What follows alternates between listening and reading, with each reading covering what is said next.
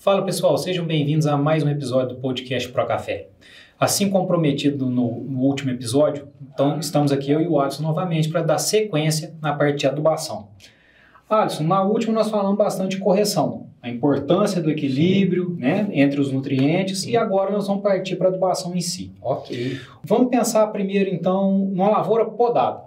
Tá. A lavoura podada, isso eu aprendi com você e a gente foi fazendo a importância de se antecipar aquela primeira adubação, né? Sim. E eu gosto também de dividir em 4, né? Que é o que você me passou e que a gente aprendeu. Então vamos pensar nessa adubação, nessa lavoura podada, o porquê de antecipar essa primeira adubação. Nós antecipamos a primeira adubação na lavoura podada porque a relação CN do material podado é muito alta. Nós temos muito carbono para pouco nitrogênio no material podado. Nós temos que antecipar a primeira adubação nitrogenada para colocar mais nitrogênio no sistema e então dar uma baixada nessa relação CN fornecendo nitrogênio para os micro-organismos que estão no solo. Olha, se a gente for pensar que a gente vai antecipar ela, um ponto que pode ser feito que ajuda também é que eu não preciso dividir, vamos supor, em quatro doses iguais, porque no começo eu vou precisar menos, eu posso fazer essa dose seguindo uma crescente. Sim. Assim, o Xande, importante, né? Essa divisão das adubações, principalmente no caso de lavouras, não só podadas, lavouras que estão em franca vegetação e com baixa produção, para não dar picos de nitrogênio em nenhuma fase desse desenvolvimento. Porque nós observamos que quando se tem picos de nitrogênio, nós temos alguns problemas com doenças, com pragas, que são significativos. E outra coisa importante para o cafeicultor estar atento, essa situação, se são 3 adubações ou 4 adubações, isso não vai mudar nada o dia a dia dele na fazenda.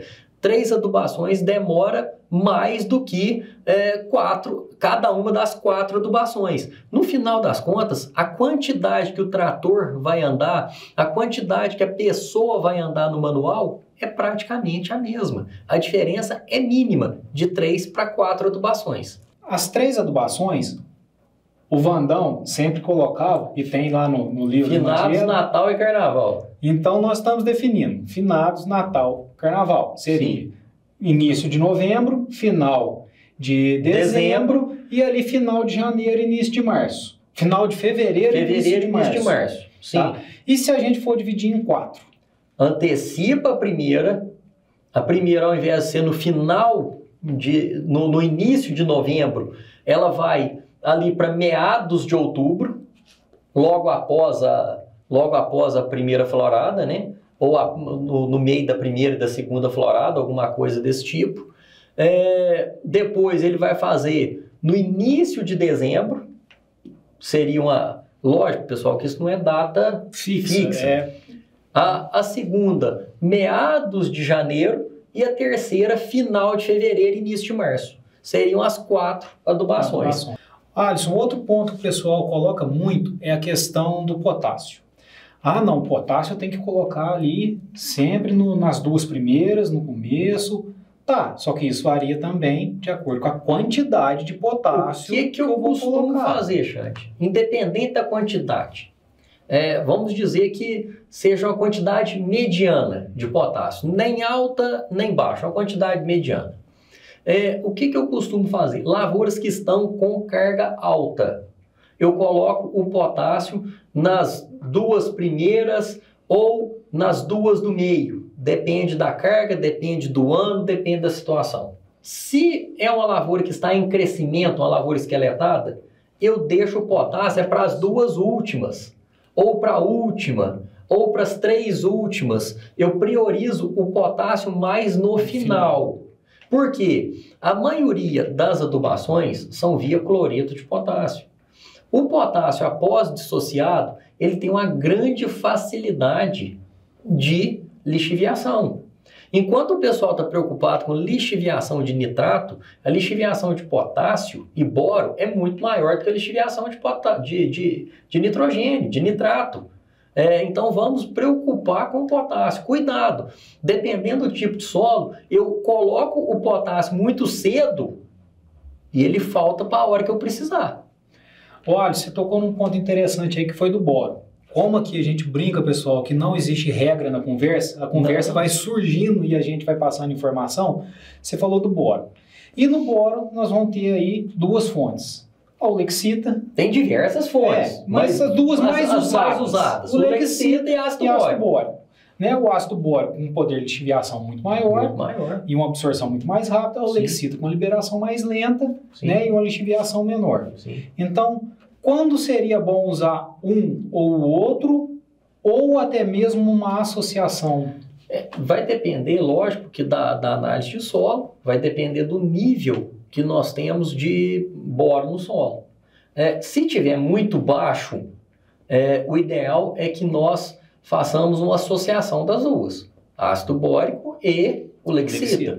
Porque eu preciso colocar uma quantidade muito alta, que se eu colocar somente via ácido bórico de uma vez, isso daí vai lixiviar, vai perder e não vai dar tempo da planta absorver.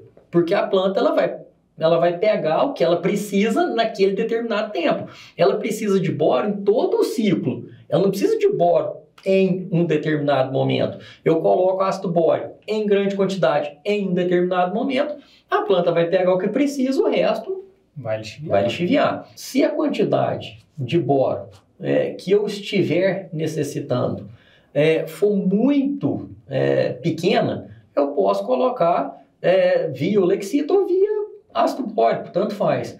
Agora, qual que é o grande pulo do gato? Chegou lá no final do período produtivo, lá no final do período das águas, março. Identificou que está com deficiência de boro, obrigatoriamente ácido bórico. Ele não consegue fazer a adubação via Olexita. Consegue, mas não vai liberar, não vai disponibilizar. Então, obrigatoriamente, ácido bórico. E por que nós estamos falando isso, Alisson, do ácido bórico? Obrigatoriamente o ácido bórico via solo. Porque a absorção do boro é via solo. Via solo. Via folha, o boro é imóvel no floema. Boro no floema é imóvel. Então, a aplicação de boro, pensando em nutrição, vai nutrir onde pegou.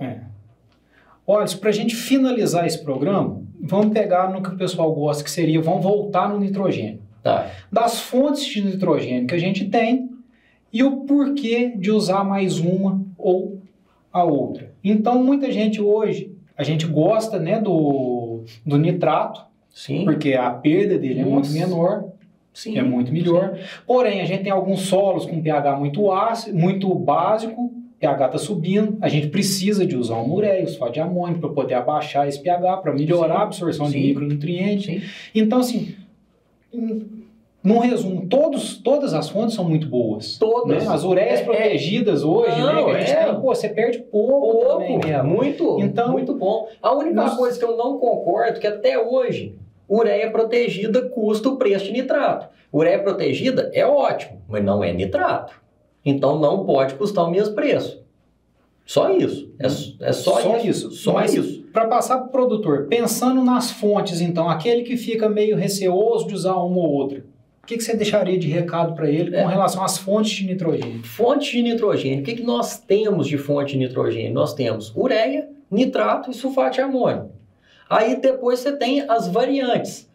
Que na ureia, você tem a ureia de metileno, né? Que é uma ureia que injeta carbono nela e ela se torna insolúvel em água e solúvel somente por micro-organismos de solo. Você tem a ureia revestida por polímeros, né, que são os coatings, que você vai dar uma liberação gradual nesse nitrogênio de acordo com a espessura dessa camada. Você tem as ureias protegidas, onde utiliza aí o NBPT, né, o Agrotem, né, hoje... tem o Agrotem mais Duramid, né? Que é muito, que vem vindo muito bem, e tem a ureia branquinha, né? A ureia sem nada, sem tratamento nenhum. Essa ureia branquinha, ela vai bem na fertirrigação, porque nos demais sistemas, pessoal, perder menos de 10% com ureia Eu acho difícil. Tem que ser produtor pequeno, muito organizado e adubar assim, olhando para a chuva. Ele acaba de adubar e a chuva cai em cima. Porque de outra forma, só se não for na lavoura depois para não sentir o cheiro de amoníaco. Porque é complicado. Agora, sulfato de amônio. Na maioria das vezes, o sulfato de amônio é inviável economicamente, mas é uma fonte ótima. A acidificação dele, que para alguns casos não é benéfica, para outros é benéfica. Então, assim, a utilização de sulfato de amônio, a maioria das vezes, o que barra é preço. O nitrato de amônio, na maioria dos casos, eu acho que é a melhor fonte, porque você pode adubar e esperar a chuva. Então, assim, você programa a adubação. Você não é refém da adubação, você consegue fazer a sua programação. Pessoal, então é isso que a gente tinha para passar para vocês hoje. Espero que vocês tenham gostado e em breve a gente volta a falar mais do assunto de adubação. Alisson, valeu pela aula mais uma vez, muito obrigado. Grande abraço, pessoal!